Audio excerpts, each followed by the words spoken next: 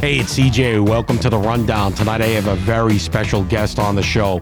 Really excited. We're going to welcome Travis Lowell. He's the frontman of the incredible high-energy metal rock band Mammothor.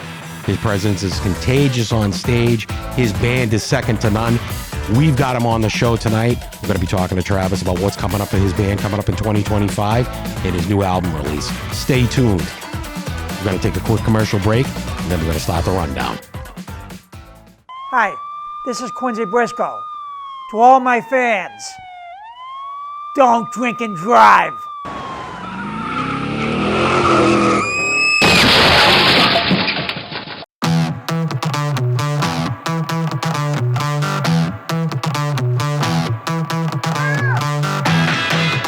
Hey, welcome back to the Rundown. It's CJ. I get a sit-down interview with Travis from the rock band Mammothor. I'm going to roll that right now. So, Travis, I wanted to ask you, is there a special meaning or a backstory on your band?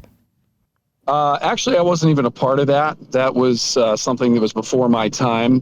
The band originally started out in 2011 as an all-instrumental band. And in 2012, they joined up with Jimmy Douglas, who was the original vocalist. And that's when they started adding lyrics and stuff like that. And one of the songs they wrote was the song Mammothor, which is on the Tyrannicide album that came out in 2014. Right. And they just thought that was an interesting concept and song title. And somebody in the band basically made the suggestion, what if we call the band Mammothor? It just sounded big. So that's kind of how they came up with that title. Right. You know what I wanted to ask you, too? I'm really excited about it because you guys have been playing shows. And I was fortunate enough to catch your last show at Taffeta in Lowell. And I thought you guys gave a knockout electric performance. Tell me a little bit about what's coming up for Mammothor for live performances next. Well, first off, I really appreciate that, man. And yeah, it means a lot. We work hard. I know you do. As far as live performances, I'm sorry?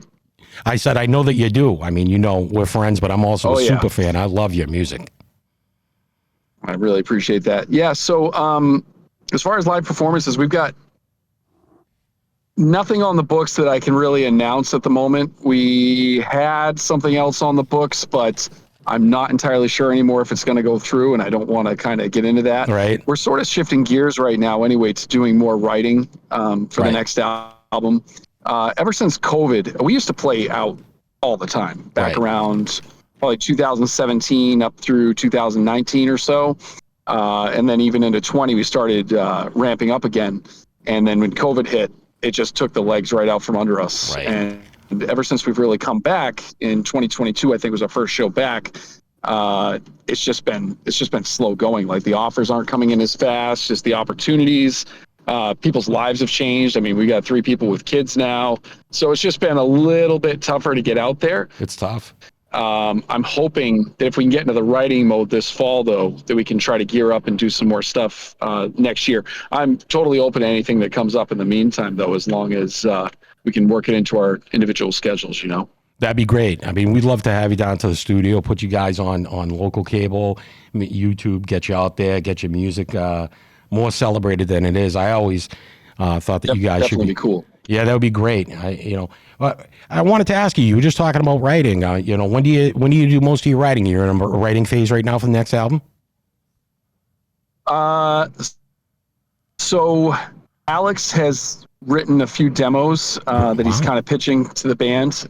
Josh has been working on some stuff. Lori's got a tune that she's started working on that both Alex and Josh have added some ideas for. I've got some extremely rough lyrics and some melodies for one song. So it's really the earliest kind of stages right now. Okay. As far as my approach to writing, at this point in my life, it's pretty much just any free moment that I can get. I hear you. Usually, I can tell you the last album, a lot of it I wrote while I was sick with COVID because I was isolated. I was in Brazil. And I just pretty much sat in a room for a week, feverish. Right. You and I had texted a little bit about a song called Stasis in Your Veins off the last album, and I wrote all that amazing song. basically with a high fever. Well, I got to tell you, you guys got a knockout on this. this last album. Knockout on this last album. I can tell that you were deep, knee deep into the material, and when you come up with some of the lyrics for some of these songs, they are just fantastic. I really appreciate that. Yeah, I mean, like it's a lot easier when you've got any kind of downtime. I know around that time too, in 2021, when I was writing for it, we had my first daughter, and I was off from work for a while. So when she'd be napping, I'd be sitting there kind of feverishly trying to come up with stuff. It's just pretty much any time you can beg, borrow, or steal a few minutes and find any inspiration. So what I usually do is text myself ideas like lyrics and stuff like that. And then I kind of have a running list of interesting themes, concepts, titles, phrases, and then I see if I can try to work them into something. And sometimes you get inspired, you know? Absolutely. So, you know, you guys got a really unique sound. And I say that in the best way. I mean, you're kind of a hybrid of a lot of 80s and 90s bands, and but you've got your own sound. You write your own material. You guys are what, 5 studio albums and 2 compilations? Let me see. We've got 4 studio albums and 1 compilation, and the compilation's actually got some original material on it as well. So, yeah. So and 4 and 1. Right, in this last one, Tyrannicide, the 10th anniversary, really special engagement that you guys had at Taffeta. You had Jimmy Douglas, the original singer of Mammothor, on for a special cut of Slave One Day, and you renamed it. Yeah, we actually re-recorded it too. That's on the compilation album that we just put out a month or 2 back, called it Slave 2 Day, which is kind of a little bit funny because ever since I started playing it live, I always ended the song like that. You'll be a slave today. Right. And, you know, I brought Jimmy into the studio with me, and we hit it off right away. And I kind of came up with places where I thought we could work in well together, kind of have him start the song off because he started off the original. Mm-hmm. And really bring everything back full circle, you know. The one regret I have with that one, though, in the studio is we could have so easily gotten Dana Sharpton to come back and play guitar on it again. And just through everybody being busy in communication and stuff, we never even got a chance to pitch the idea to him. And I know he would have gone out happily and recorded some new solos and stuff like that for it. But as it is, it came out great anyway. And, you know, we're still going to share the stage with those guys in the future, hopefully. And, you know, maybe we can get them back to jam that one all live together again. That was a lot of fun. Again, if you just tune in, I'm talking to Travis Lowell, frontman, electric persona. That is just, his charisma is just absolutely electric on stage. He's the frontman of the rock metal band Mammothor. And he was just talking about Dana Sharpton. And Dana is a very skilled guitarist that used to be in the band. But right now, you guys, you have 5 members: Josh Johnson, Alex Muss, Yuz Acevedo, Laurie Ganji on bass, and yourself right now. Have you thought about bringing in anyone else into the band in the future? Definitely for guest appearances on albums, definitely guests on stage. Back when I first joined the band, I really wanted to get a keyboardist back in. Okay. I think a lot of the material back then, because of course on Tyrannicide, they did have a keyboardist. Right. And just a lot of the material they're writing just really lended itself well to that. And I've always been a fan of tastefully done keyboards. I don't like them when they're, you know, that real 80s kind of cheesy, right, over the top, like a guitar kind of sound. But when you have something very full, like a Faith No More type of sound, where it's adding almost like an orchestral element to things, it can really add depth and like a cinematic kind of element to the music. So I would always be open to anything like that. I don't know if anybody else would be. It kind of gets to a point where when you start throwing more and more and more material on top of everything else, that the production just becomes so layered. And I don't know, eventually when everything's turned up to 10, it's just, there's no more room for anything else to breathe. So sometimes, as much as anything, when you're writing music, the taking a breath is important too. So, you know, kind of mixed bag. In a perfect world, I'd love to have some keys on there though, but I'm open to anything. Yeah, absolutely. Now, do you play any instruments? Not well. Okay. Not well enough to play in public. Well, with vocals like yours, you don't have to. Let me tell you something. You are quite the front man. Thank you. What are some of your, you know, for our listeners out there, what are some of your influences going forward, or even in the past on past albums that inspire that special sound that you guys bring? Well, I mean, for me, I mean, everybody's got their different influences. I know Alex came from a lot of the metalcore scene. Lori actually likes a lot of punk and stuff like that. Everybody's got different influences. Josh and I both have probably the most overlapping influences. A lot of that 90s stuff. Faith No More was a good example. Oh, sure. Josh is extremely into Soundgarden. Okay. For metal, I mean, Megadeth is tops for me. Of course, everybody loves, Metallica and Maiden and all the big ones. I'm a big fan of Incubus, System of a Down, anything basically with really interesting vocals for me, or people that use the vocals almost like an instrument of their own and aren't just tethered to let me write words and let me just sing in this one style because this is the kind of band that we are and we have to do this one thing. Right. That would be. Yeah, no. And I mean, and Josh is absolutely incredible. He went to Berkeley and, he is just an amazing guitarist. Done before. What's that?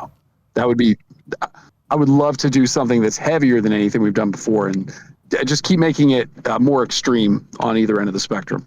That'd be incredible. I'm going to read you some of the comments. For those that have been paying attention to my social media, I've been posting on my YouTube channel at the Rundown CJ many of the songs that Mammothor performed live at Taffeta for their 10th anniversary show, and we're getting a lot of positive feedback.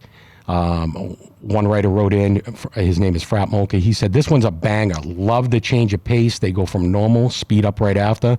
Drummer is nuts, by the way, for the Insider." And then they continue. There's a few other comments on here that these guys would be absolutely massive if it weren't for today's crappy mainstream tunes. Incredible band. Music fuel for working out. Found them and added them on Spotify. Brilliant. So you guys, have quite a following out there to come, I think, with more exposure. And I've always been someone that thought you guys should be bigger and badder than you already are, but I'll tell you, I'm a super fan of your music, and I appreciate you taking time out of your busy day to come on the show.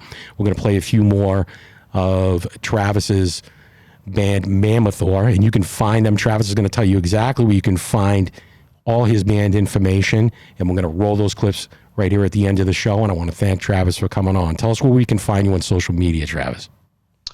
It's Mammothor, Mammothor. It's probably not the best name, actually, in retrospect, because nobody can say it or spell it. Mammothor. But it's Mammoth and then OR at the end. I love that name. But you can go. We're on Facebook. We're on Instagram. We're at mammothor.com. And you can also go to our Shopify store, which is mammothor.myshopify.com. Yeah. Fantastic. Travis, I want to, right before we go, I gotta ask. I just gotta ask you one more question. I've got my favorites. Some of them jump right off the album. Novocaine, Inside Out, which is the Anthrax cover. Lies by Omission, Slave, The Insider, your cover of Symphony of Destruction, Take the World. Mm-hmm. But lately, I'm loving Red State Blues. What's your favorite song to play live?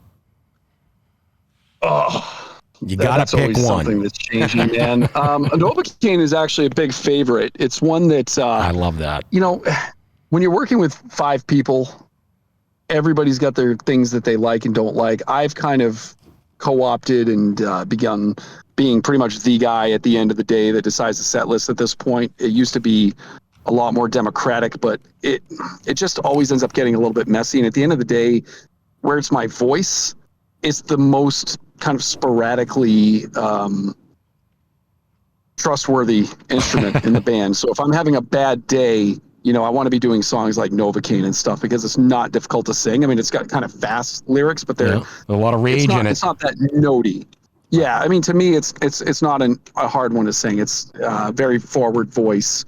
It's not super, doesn't have really high notes like a Parasomnia or anything like that. So Yeah, that's a difficult. that's definitely a favorite of mine too, man. But like honestly, it's just not a favorite of Lori's, and we've played it out so much that I try to give her a break from it once in a while. So that's why it hasn't made the most recent set list. But the show before it, we did play it. So I'm trying to kind of keep everybody happy, and that is like the number one thing about being in a band is just like, you know, it's like a marriage basically. You're just keeping everybody kind of unhappy and just committing that you're together, and like that's it, you know, until you're not. But yeah, great stuff. You can find Travis again, mammothor.com. He's on social media. He's the front man and very electric persona on the microphone behind the Boston metal rock band Mammothor. I want to thank Travis for coming on the show. I appreciate your time, brother. And well, thank you guys so much once again for having me on. You've done an awesome job of these videos and stuff, coming out to the show and showing some support and all that, man. I can't thank you enough. You know what? Glad to do it, brother.